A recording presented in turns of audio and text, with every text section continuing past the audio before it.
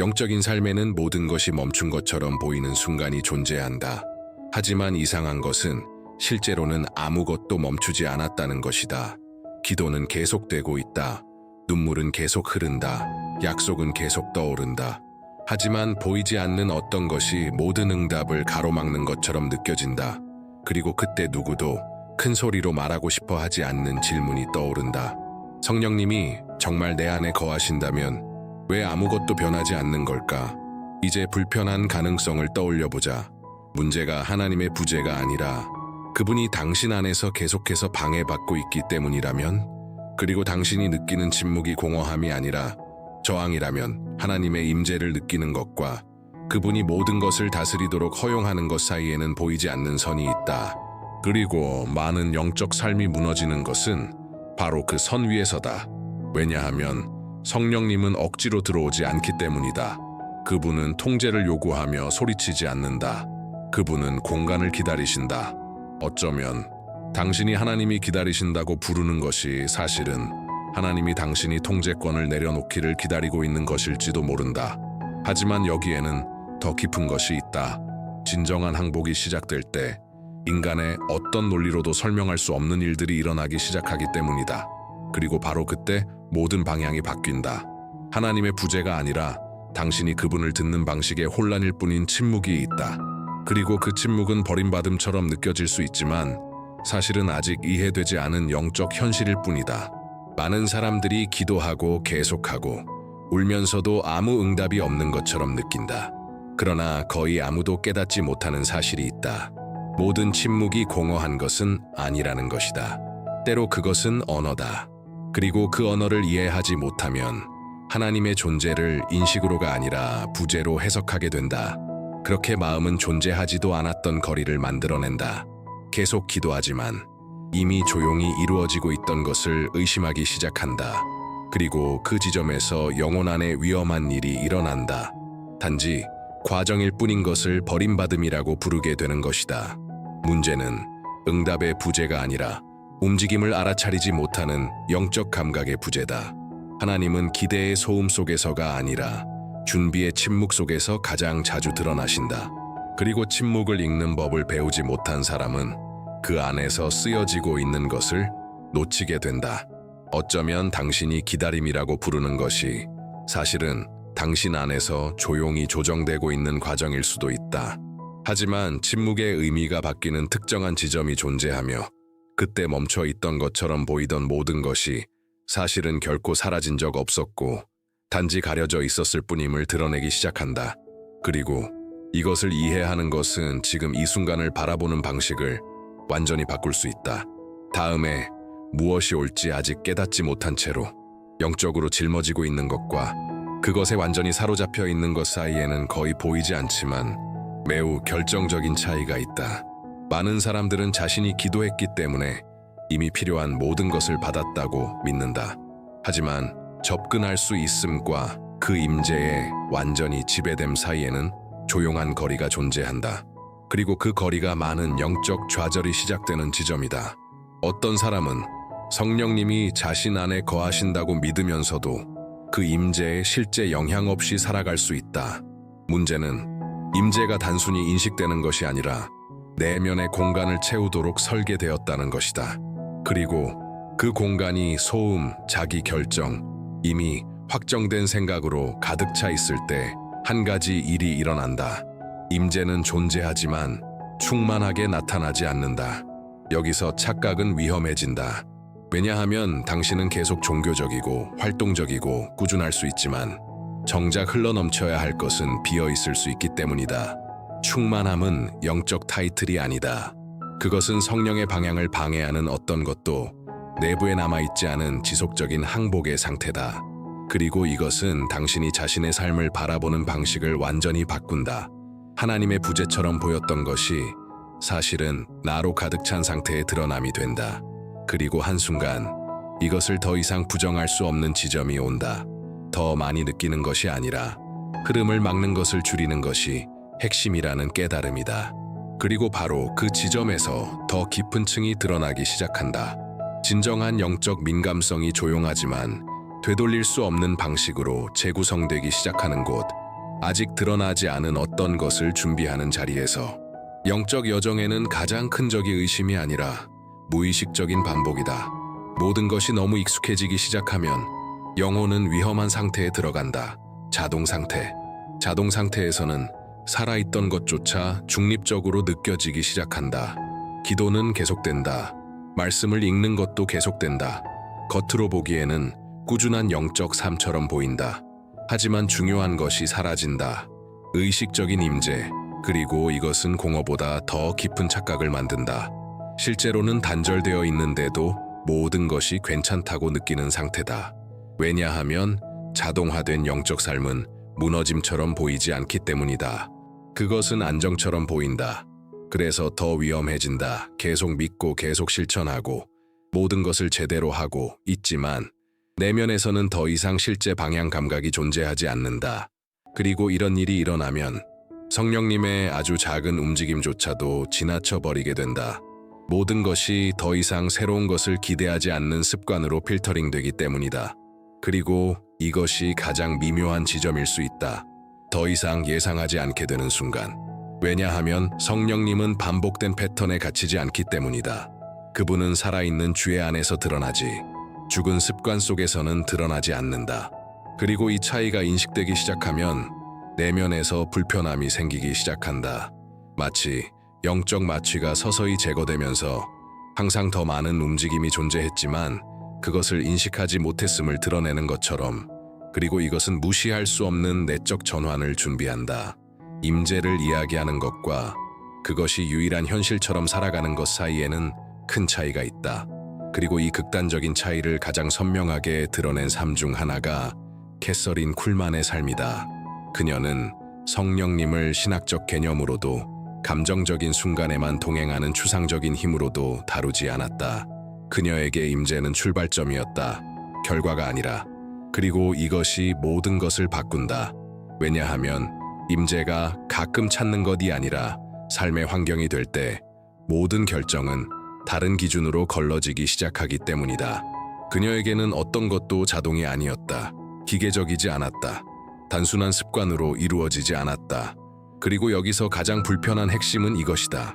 그녀는 방향이 느껴지지 않을 때는 주변이 아무리 움직여도 전진을 거부했다. 이것은 현대 영성의 논리를 정면으로 흔드는 원리를 보여준다. 앞으로 나아감을 결정하는 것은 속도가 아니라 임재에 대한 민감함이다. 그리고 이것을 보기 시작하면 내면이 드러난다. 당신은 활동하고 있으면서도 동시에 단절되어 있을 수 있다는 사실을 깨닫게 된다. 그리고 이 대비 속에서 피할 수 없는 질문이 생긴다. 당신은 얼마나 많은 일을 하면서도 실제 방향이 있는지 점검하지 않고 있는가? 이 질문은 머물지 않는다. 더 깊은 곳으로 내려간다.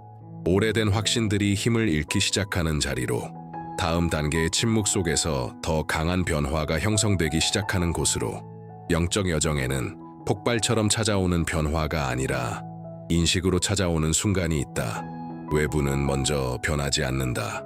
하지만 내면에서는 무언가가 이동하기 시작한다. 그리고 바로 이 지점이 많은 사람들이 실제 전환 앞에 서 있다는 것을 알아차리지 못하는 이유다.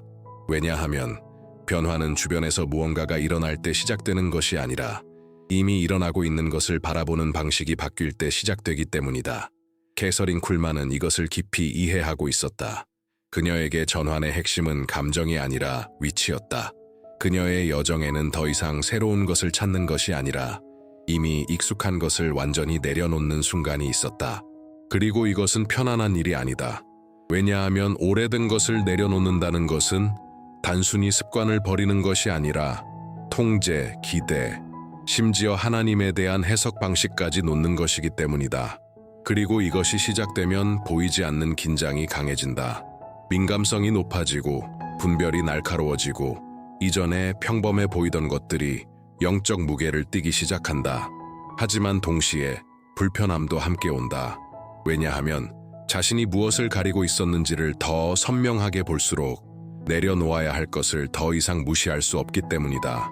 그리고 이 지점에서 여정은 더 이상 이론이 아니라 실제 개인의 영역으로 들어간다. 내면에서는 조용하지만 지속적인 도전이 시작된다.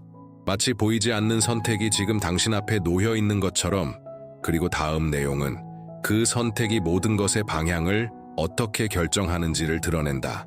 영적 여정에는 거의 아무도 중요하게 여기지 않는 움직임이 있다. 그것은 화려하지 않기 때문이다. 무대도 없고 강렬한 감정도 없고 즉각적인 확인도 없다. 하지만 바로 그곳에서 모든 것이 바뀌기 시작한다. 캐서린 쿨만은 많은 사람들이 무시하는 원리를 이해하고 있었다.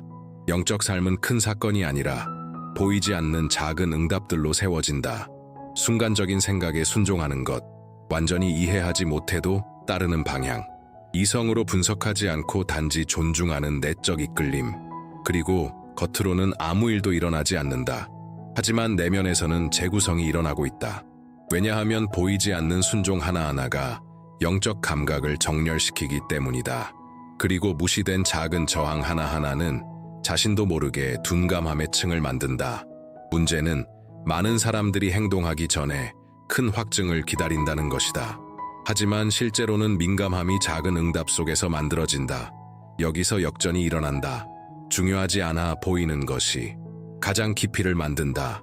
그리고 중요해 보이는 많은 것들은 사실 영적 주의가 분산된 것일 뿐이다. 이것이 인식되기 시작하면 내면의 리듬이 바뀐다. 핵심은 강도가 아니라 정확성이라는 것을 깨닫기 시작한다.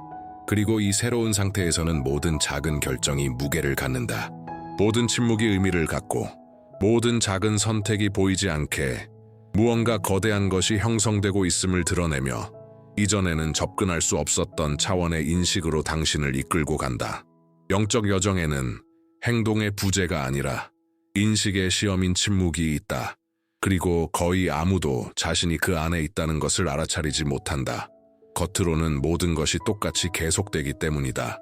기도도 계속되고, 결정도 계속되고, 삶도 계속 움직인다. 하지만 내면에서는 예전처럼 동일한 강도로 아무것도 반응하지 않는 것처럼 느껴진다. 그리고 바로 이 지점에서 위험한 해석이 생겨난다.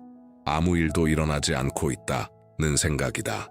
하지만 영적 현실은 인간의 인식 속도와 거의 일치하지 않는 경우가 많다. 캐서린 쿨만은 침묵이 거절이 아니라 형성의 과정인 순간들이 존재한다는 것을 이해하고 있었다. 마치 어떤 것이 너무 깊은 수준에서 조정되고 있어서 어떤 감정적 개입도 그 과정을 무너뜨릴 수 없는 것처럼 느껴진다. 그래서 아무것도 명확하지 않다. 아무것도 즉각적이지 않다. 그 순간에는 아무것도 설명될 수 없다. 이 단계에서의 침묵은 공허가 아니라 민감성을 형성하는 보이지 않는 압력이다. 하지만 진짜 시험은 침묵 그 자체가 아니다. 그 안에서 당신이 무엇을 하는가이다.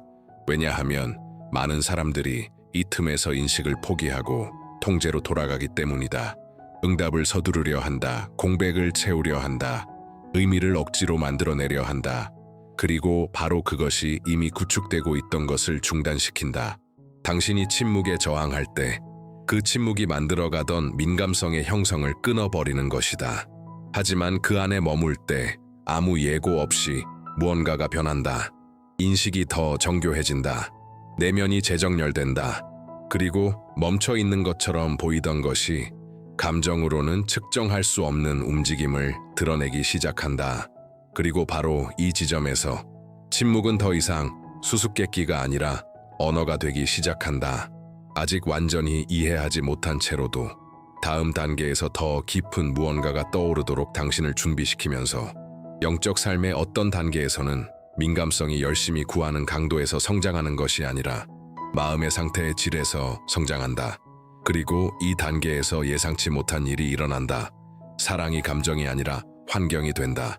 캐서린 쿨만은 영적 현상은 조건적이거나 제한적이거나 선택적인 사랑 위에서는 유지될 수 없다는 것을 이해하고 있었다. 왜냐하면 마음이 경직되어 있을 때 인식은 닫히기 때문이다. 그리고 지속적인 판단이 있을 때 민감성은 수축되기 때문이다. 이는 많은 경우 영적 막힘이 영적 실천의 부족이 아니라 주변을 대하는 마음의 방식에서 비롯된다는 것을 의미한다. 이것은 불편하다. 왜냐하면 외부가 아니라 내부로 시선을 돌리게 만들기 때문이다. 성령은 예배의 순간에만 움직이는 것이 아니라 관계적 공간이 깨끗할 때도 나타난다. 그리고 그 공간은 타인을 대하는 방식, 실패, 좌절, 그리고 타인의 불완전함에 반응하는 방식 속에서 만들어진다. 왜냐하면 모든 내적 반응이 보이지 않는 환경을 만들기 때문이다. 그리고 그 환경은 인식을 열 수도 닫을 수도 있다. 이 이해가 시작되면 분명해지는 것이 있다. 중요한 것은 당신이 무엇을 찾는가만이 아니라 찾는 동안 당신 안에 무엇을 가지고 있는가이다. 그리고 이것은 여정을 완전히 바꾼다. 왜냐하면 사랑은 개념이 아니라 접근 조건이 되기 때문이다. 그리고 이 지점에서 조용히 드러나는 것이 있다. 아직 정렬되지 않은 마음의 작은 영역들이 드러나기 시작하고, 이는 감정적이 아니라 구조적인 전환을 준비하며 앞으로의 흐름에서 더 깊은 변화로 이어진다. 영적 여정에는 문제가 더 이상 외부 환경이 아니라 모든 것을 통제하려는 보이지 않는 중심으로 이동하는 순간이 있다. 설명하려는 나, 미리 예측하려는 나, 경험이 일어나기도 전에 결과를 보장하려는 나. 그리고 이것은 가장 깊은 장애물 중 하나다. 왜냐하면 그것은 부정적으로 보이지 않기 때문이다. 책임처럼 보인다. 성숙처럼 보인다. 심지어 지혜처럼 보이기도 한다. 하지만 실제로는 항복을 대신한다. 캐서린 쿨만은 통제하려는 내면의 지속적인 움직임이 있는 곳에서는 충만함이 존재할 수 없다는 것을 이해하고 있었다. 왜냐하면 통제와 항복은 같은 수준에서 공존할 수 없기 때문이다. 그리고 어느 순간 내면에서 하나의 인식이 시작된다. 자신의 영적 흐름을 스스로 관리하려는 필요성이다. 이것은 공격적으로 일어나지 않는다. 인식처럼 다가온다. 마치 시간이 지나면서 많은 내적 긴장이 하나님으로부터 오는 것이 아니라 하나님을 예측하려는 시도에서 비롯되었다는 것을 알아차리게 되는 것처럼. 그리고 이것이 분명해지는 순간 조용한 선택이 나타난다. 감정적이지도 않고 극적이지도 않지만 결정적인 선택이다. 내면의 통제를 내려놓는 것은 정체성을 잃는 것이 아니다. 이미 흐르고 있는 것을 방해하지 않는 상태로 들어가는 것이다. 그리고 이 지점에서 자립적인 영적 층들이 서서히 힘을 잃고 더 맑고 더 민감하며 더 조용한 인식이 자리 잡기 시작한다. 마침내 오랫동안 멀리 있던 것들이 내부적으로 재정렬되는 결말로 이어진다. 영적 여정에는 보이지 않던 모든 것이 인식 가능한 형태로 재정렬되는 순간이 있다. 하지만 그것은 폭발적으로도 극적으로도 즉각적으로도 일어나지 않는다. 그것은 점진적인 계시처럼 나타나며 이전 모든 것을 새롭게 해석하게 만든다. 캐서린 쿨만은 영적 현현이 움직임의 시작이 아니라 더 이상 방해되지 않는 내적 정렬의 결과라는 것을 이해하고 있었다. 그리고 그 방해가 사라지면 내면의 환경이 변한다. 인식은 더 맑아지고 분별은 더 정확해지며 이전에는 침묵처럼 보이던 것이 지속적인 방향성으로 인식되기 시작한다. 무언가 새로 시작된 것이 아니라 이미 진행되고 있던 것에 더 이상 저항하지 않게 된 것이다. 그리고 이 지점에서 많은 사람들은 놀라운 사실을 깨닫는다. 문제는 응답의 부족이 아니라 과도한 개입이었다. 그리고 그 개입이 줄어들면 숨겨져 있던 것이 자연스럽게 드러난다. 이 단계에서의 현현은 단일 사건이 아니다. 흐름이다. 항상 존재했지만 내부의 막힘으로 표현되지 못했던 흐름이다. 그리고 이것은 자신의 영적 해석 전체를 바꾼다. 지연처럼 보였던 것은 준비였고 부재처럼 보였던 것은 지속적인 임재였다. 그리고 이 인식의 수준에서 하나의 결론이 피할 수 없게 된다. 변화는 멀리 있었던 것이 아니라 단지 그것을 유지할 수 있는 내부 상태를 기다리고 있었을 뿐이라는 것이다. 더 이상 되돌아갈 수 없는 방식으로 전체 여정을 마무리하는 지점으로 이어지면서 마지막에는 하나의 진실만이 남는다. 더 많이 느끼려는 것이 아니었다. 더 많은 신호를 찾는 것이 아니었다. 하늘의 응답을 압박하는 것이 아니었다. 이미 활성화되어 있었지만 제대로 인식되지 않았던 것을 알아차리는 법을 배우는 것이었다. 임재는 사라진 적이 없다. 움직임은 멈춘 적이 없다. 침묵은 공허가 아니었다. 변한 것은 내면이었다. 그리고 내면이 변하면 막혀있던 것들이 아무 노력 없이 재정렬되기 시작한다. 캐서린 쿨만의 삶은 영적 삶이 결과에 대한 불안이 아니라 지속적인 항복의 깊이로 세워진다는 것을 보여준다. 이 메시지의 마지막 전환은 이것이다. 하나님이 움직이도록 억지로 만들 필요는 없다. 이미 진행 중인 움직임에 저항하는 것을 멈추는 것이다. 이 메시지가 어떤 식으로든 당신을 흔들었다면 채널을 구독해주세요. 여기서는 단순히 정보를 전달하는 것이 아니라 영적 인식과 이해의 깊이를 깨우는 콘텐츠를 만나게 될 것입니다. 좋아요도 눌러주세요. 이 메시지가 같은 과정을 겪고 있는 다른 사람들에게 도달하는 데 도움이 됩니다. 그리고 여기까지 왔다면 그것은 우연이 아닙니다. 이미 당신 안에서 무언가가 다뤄지고 있으며 그것은 더 이상 이 영상에 의존하지 않고도 계속될 것입니다. 시청해 주셔서 감사합니다.